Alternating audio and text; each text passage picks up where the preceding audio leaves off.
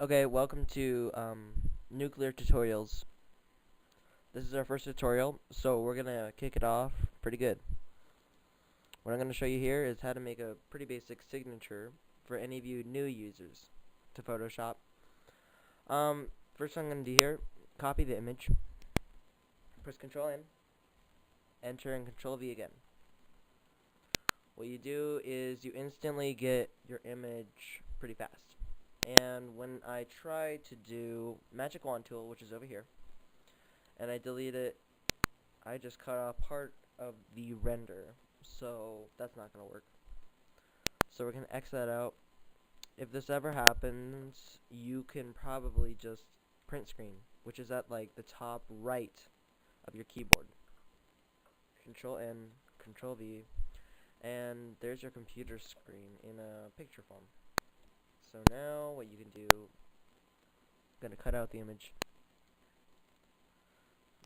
do that, and then I'm going to get that, Control X that, which is cut. So then I'm going to make a new one. I'm just using this image right here, set it at 100%, and then crop it out to the size I want it to be. Mix it more artistic with more random numbers, if you know.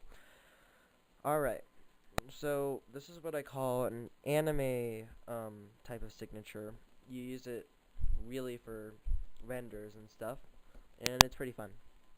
First, what you're going to do is go to Render Clouds with black and white on. And if you need black and white, just click this icon right here. You should get a layer of clouds. Oh, whoops, wrong one.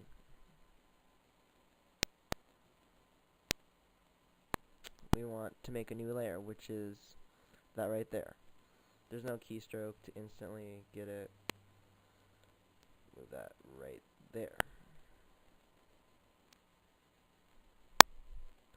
Okay, so now we have our new layer.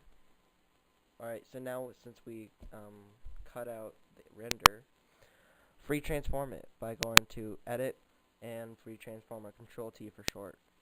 But I can't memorize all those, so. And then place it wherever you want. Looks like we still got some white. Set it to 100%. Okay, so already you get that, and I'm gonna make a new layer. What I would do is choose the eyedropper tool and pick a color, like preferably a brighter color, like we got some red here, trying to pick a good one, and just put it on. So you're already kind of wondering what's happening here. Go to the blending mode and go over to overlay. Overlay is always a nice touch. So that kind of like intensifies it and gives it more of a mood into there. And so I'm gonna remake that layer and make the copy go under, because what you're gonna want to do is go to blur in the filter area and go to motion blur. Make sure your angle is at 0, and you're gonna want to make the distance about 86 to make it decent. And then since my Photoshop is all weird and I click it, it actually just drags the layer I'm touching, so that's kind of weird. That may happen. If that ever happens, then you can just blur it out. So there you have part of that. And then if it's not big enough, drag it over again. Oh, shoot. Edit free transform for me, but for you guys it's probably just a drag. So now that sets more of a tone. I'm gonna move this over. Free transform it longer. And the other one, I'm also going to do that too, so you kind of have like a blur. That looks pretty cool. Then what we're going to do is soften the render. I prefer like 100% strength, but you can do whatever you want to. How I'm instantly moving these sides, I'm using brackets. Left bracket is to make it smaller, right bracket is to make it bigger. That's instantly. And then if you want to change the hardness, that's pretty useful. So I'm going to take out there. That kind of makes it a lot cooler.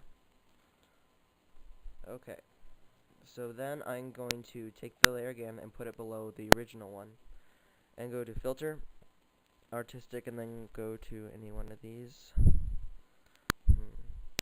Find one that looks kind of cool. Cutout does look pretty cool if you're making like some sort of ghost or something. Something that's kind of sketchy. I think it's in brush strokes.